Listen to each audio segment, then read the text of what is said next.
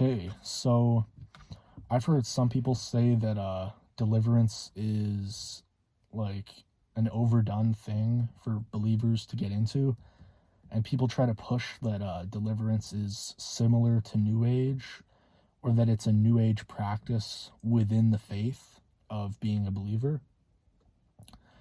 But just going from like learning as I go, I don't think that's the case.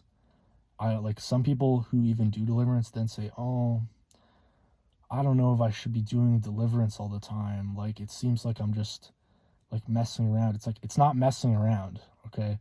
Just because there is something that has a functional um like doing deliverance is a functional thing. Like every time I do it, um I feel tingling in my head when stuff's getting cast out of me, demons cast out of me. Um I feel like stuff kind of come up from my stomach and it caused me to cough. And this is all involuntary, you know? So, like, it's not like it's just messing around, like it's somebody's wrong idea that they got everyone to get into. Like, New Age stuff is people contacting demons thinking that it's their angels of light. And then when they get answers from these demons, they then think that like this is a functional thing to do. It has a supernatural element to it and it works. So that's why people do New Age, because they think they're talking to a loved one, but really they're talking with a fallen angel who hates them. But with deliverance, it's not just some like New Age thing where also you shouldn't be doing it. With deliverance, like I was doing deliverance, and right when we were doing some important curse breaking to break off of my life, that, you know, I'm probably the first one out of my whole bloodline going back like to Adam and Eve. I'm probably the first one to ever break these curses, you know. And literally the screen was literally like doubling and then like tinting pink and like glitching out crazily, and like the audio was kind of getting like glitched and like it was getting like interfered with while I was hearing the deliverance minister talk. And then she binds it and then it stops immediately to the second. Like, this is real. Like, demons don't like it if you're doing deliverance and then they interfere with the call. Like, it's unbelievable. Like, that is reality, is that you get on a deliverance session with a minister, and then literally demons are trying to affect your call to try to make you stop because they don't want you to break out of all these curses that have been going for freaking probably like a couple thousand years in your bloodline. And then just because you know about deliverance and you've come into contact with a minister and now you're doing it, now you can actually make headway in a way that nobody in your bloodline, previous generation by generation, ever did during all their days of their life, you know? Just like, you know, you're in your life and, you know, days are going by. But like, deliverance is a real thing to do.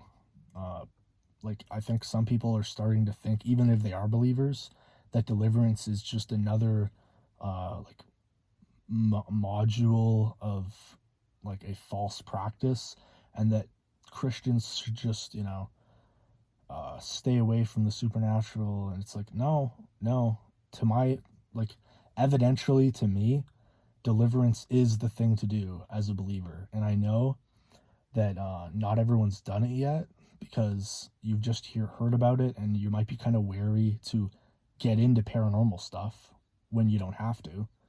Except, like, to me, yeah, I had nerves about doing it for the first time, and it probably took me a couple months to actually contact the deliverance minister, but I was desperate because I was suffering daily and was in like mental agony 24/7, which is all gone now.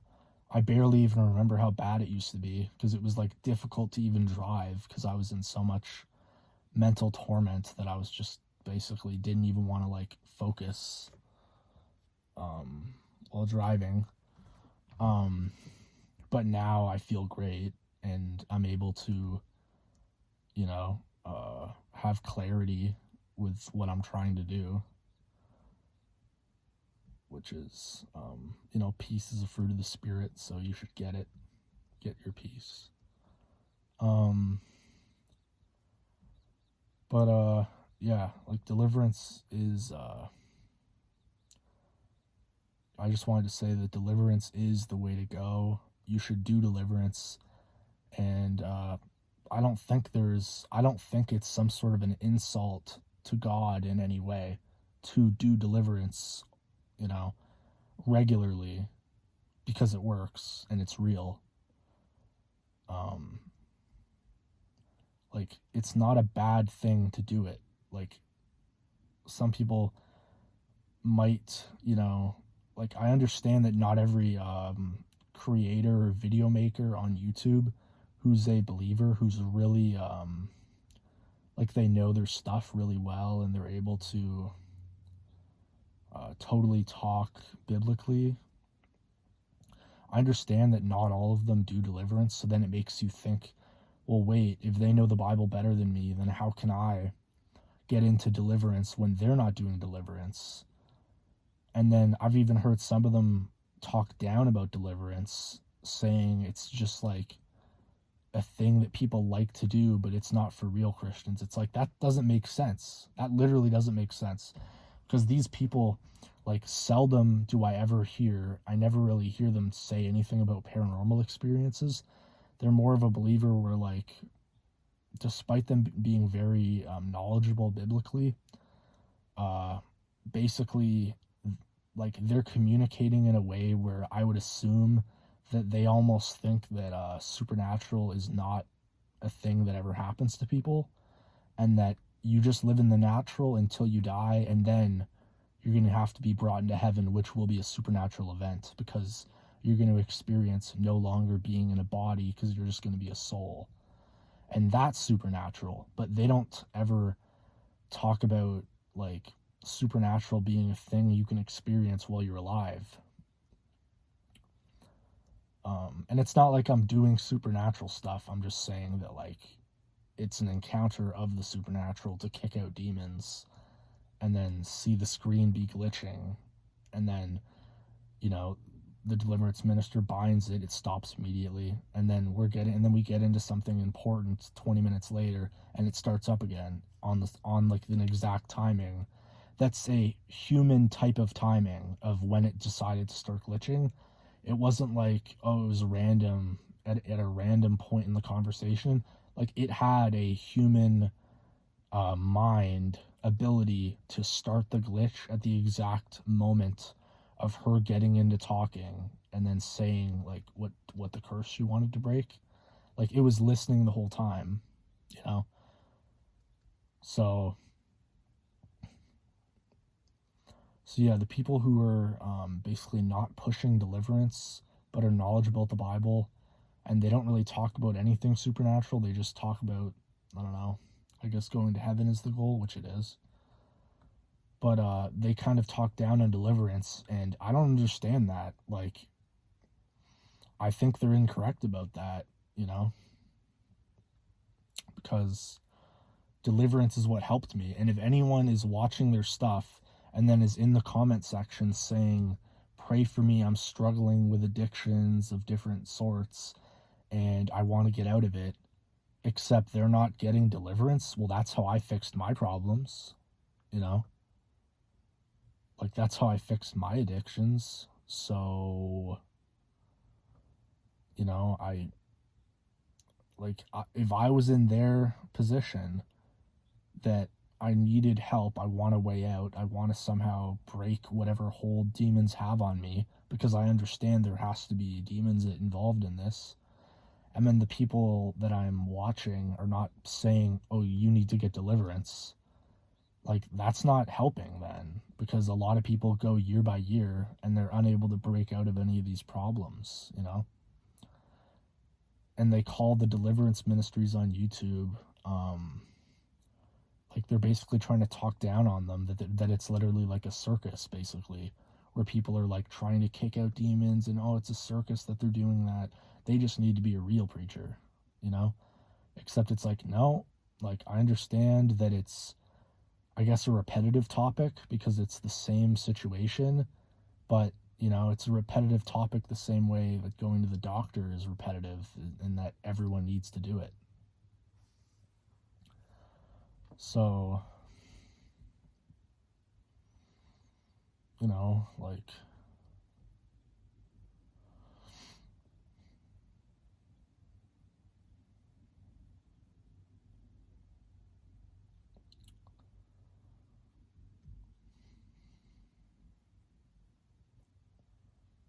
yeah.